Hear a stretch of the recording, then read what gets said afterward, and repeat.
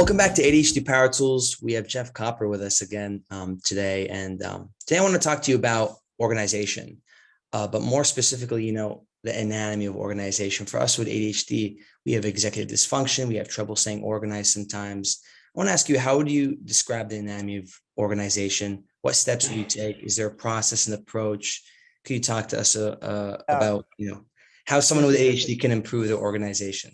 Yeah, so I call it the anatomy of organization, because you need to understand all the parts and the pieces and how they work. And most people, it's a feeling like organization, I just got to do it. But if you really think about organization, it's a two-step process. The first step is a trial and error process. You've got to choose the organizational system. Okay. This one's a challenge. It requires people to compare and contrast systems. Usually they're trying to do it in their head. Working memory is impaired with people with ADHD. So do it in your head is like the worst thing that you can do. So emotionally, you just skip and you just grab something. But let me just illustrate this.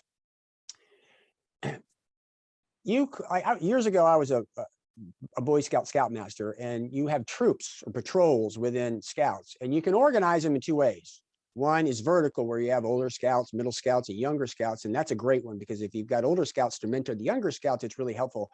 Or you have everybody at the same age. Now, if you've got the older to the younger, but your older scouts, for whatever reason, are not mentoring types, it's got its problems. Having all the scouts the same also has its problems. They're two different organizational systems. They both have their pros and cons, but you need to sit down and take a look at the resources that you have to determine which is the best system. Now, I'm keeping that simple. That's just two options. You can be centralized or decentralized. That's just two systems. A sales manager might have a product for small businesses, medium businesses, and large businesses, and he's got the United States. So he could organize it where each state's got a sales rep that sells all three products. Or a person could specialize maybe in small business and cover the Southeast, large business and cover the Southeast, et cetera. But the part that nobody thinks about is that trial and error, to take a look at the different systems to determine which system is going to work based off of the parameters that you have. It's a trial and error process. In other words, it's not methodical. You just don't pick it and go. You have to do it. And as a student, one of the challenges that students have is all the teachers do things a different way. You've got stuff over here and over here and over here and over here and over here. And like, how are you going to organize it? What's your system that you're going to bring it all together in? Because once you choose the system, then you have to organize within that system. Okay. Most people with ADHD don't go through the thinking process of what's the best system. Oh my God, this app, it looks great. I'm going to jump into that app, and they try to organize in that app, and they'll run into a cognitive constraint that they're not aware of, which is like running into a brick wall, or they didn't pick the right system for what they're really trying to organize. And the thing that's really important is at the beginning of it, it's a trial and error process. Usually you should brainstorm. So that's the two-step process. Now, there's a cost-benefit analysis that needs to come into organization too. And what I like to describe is, imagine that you're getting paper bills and you want to be organized. Your bills come in, you pay them, and I want to file them in a file, in a drawer, in a cabinet, in the closet, right? It's really, really good, because if you organize all that stuff and you do all the work and something comes up and you need to find a specific bill, you can go right to it instantaneously. But if you never have to do that, you did a lot of work for nothing. It takes up a lot of space. It does. The other option is you pay the bill and you throw it on the floor. Now, if you never have to reference the bill, hell, you saved yourself a lot of time and effort. But if you've got to find one, you've got to spend a lot of time digging through it. So the question really is, from a cost benefit, is it worth all that work to put organization into it? Or is it better just to throw it on the floor? Or in my situation, I pay the bill and I put it in a box. It's not categorized by stuff, but it's kind of in date order. So if I've got a problem, I flip through it. So in thinking through organization, there's the system, but there's also the cost benefit analysis of what you're doing. The next part I'd like to bring into this is people like, okay, when it comes to organization, I need to begin to delegate stuff. Well, most people don't realize you can't delegate anything unless you organize it first. I either have to organize it and say, okay, Brooke, this is how it's done, and this is what I want you to do. So I'm delegating the execution, but I have to organize it. Or I'm going to walk in with a bunch of stuff, but I got to organize my thoughts on what I want to come out of it. And the way I describe that is back in the 90s, I started using Quicken. I started banging financial data in, and then I printed a report, and it was a complete nightmare. What I should have done is sat down and think, what do I want the report to look like? Organize my thoughts around that, and then put the data in. So a lot of people think, hey, I should delegate this, but they don't stop and realize they need to organize it first. So collectively, these concepts are what I call the anatomy of organization. It's a two-step process.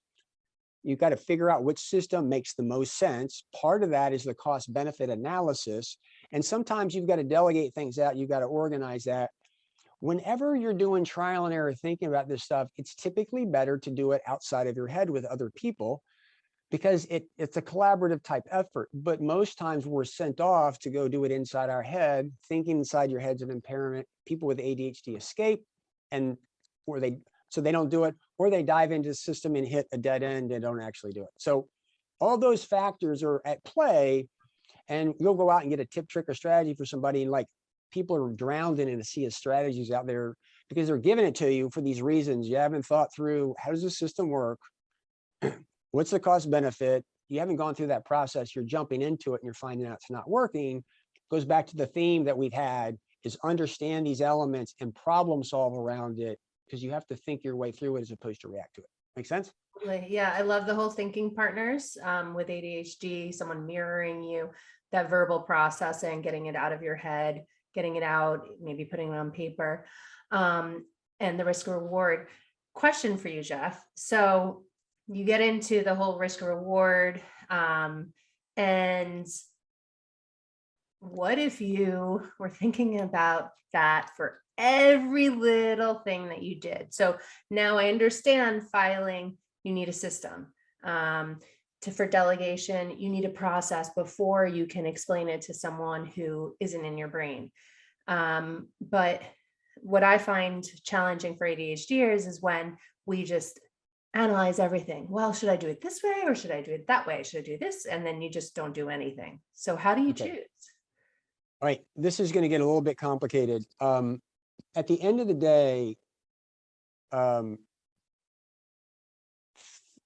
executive functioning and thinking, the process of working memory and the process of thinking. So to me, there's four ways. There's methodical thinking, trial and error thinking, insightful thinking, which you call out of the box or creativity, and then there's a shift in mindset. Fundamentally, the processes are the same process. How a person does each one might be a little different, but the fundamental process is the same. Okay.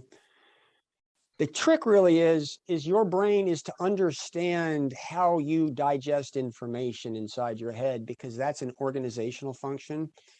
All too often, it's difficult for you to understand that because it's invisible and you really don't even know what you're looking for.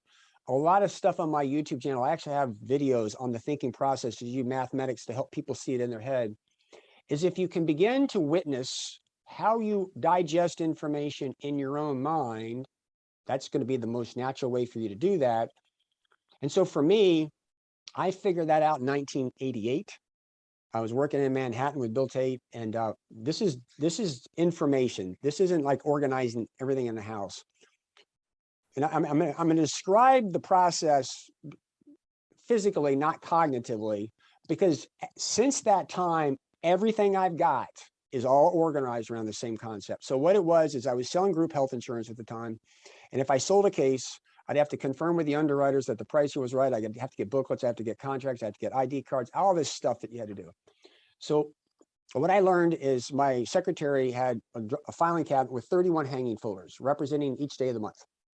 So I would take ID cards and contracts and whatever, and I'd set certain folders. And on the inside, there would be a sheet of paper that I would have some notes, and bear with me. I'd have with the notes that I would have, and then I would have supporting documentation. So if I sent something to somebody to get something, like today, this is like a client thing, I would write something here, which, by the way, I have this is like stories and stuff that I have with clients. So I would have supporting document on one side. I would write what was gone. I would put this in my outbooks, and I might put what's today. Today's like the 14th. I would put a post-it saying the 18th. My secretary would take it, drop it in the 18th folder. On the 18th day, she would drop all that stuff in my inbox, and I would go through and say, did this get taken care of or what? And it would go through this loop around in circles, around in circles. Once it got resolved, it was done, and I would just throw it in the trash, or I would weed out the pertinent information and we go to a historical file. Okay. Cognitively, that's my system. In my inbox, I've got 31 subfolders under my inbox. If I send something to you, Brooke, about this, and I want to hear for a couple of days, I'll take it out of my outbox and I drop it in. Now, this is the physical manifestation of it, but I've learned this over the years because when I have a moment and I have an idea, I drop it into my system.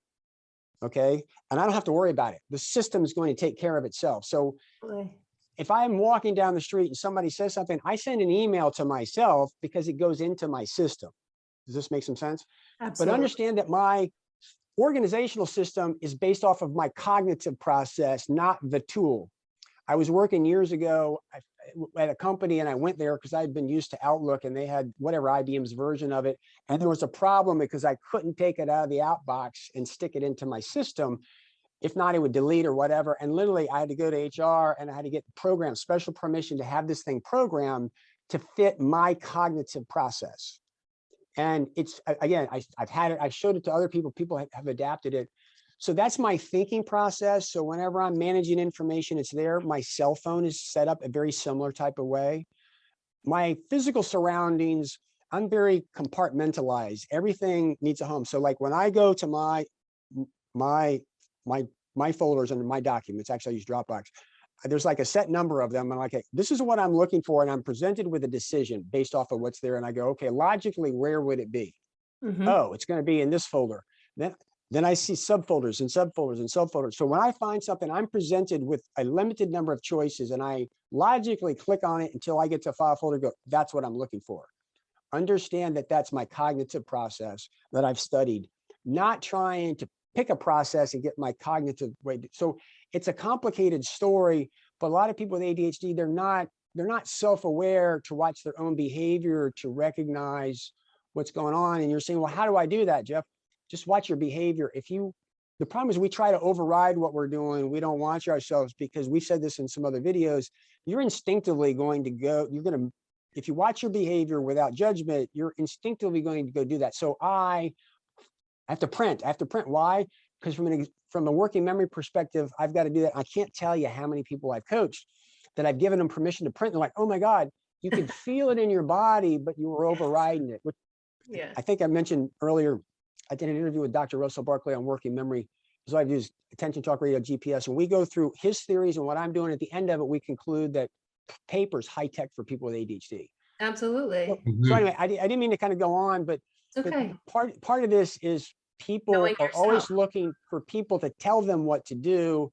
You've got to look at that, and you've got to watch yourself, and you've got to figure that out on your own to be successful for that. Absolutely. And trust yourself too. Just because there's a million apps and a million systems doesn't mean that you have to go and cherry pick each one. By the way, I used to use a penned file when I was in the school system, and as an assistant director of special education, my mentor told me about that, and it was genius. My secretary would also put on like the 31st. Okay, these are all the things you have to come back to. It worked amazingly. Did you notice the relief? Because you didn't have to worry about remembering stuff. Like exactly. It was just automated. Set it and you forget it. Yep. And I was interviewing Dr. Sharon Sleen one time. She said, worry is worry, but anxiety, not all anxiety, but anxiety is a physical manifestation of worry.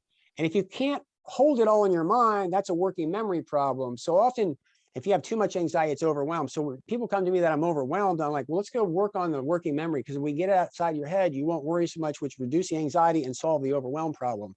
But people are focused on the emotional paralyzed part. The root cause, you go back to working memory and work that downhill.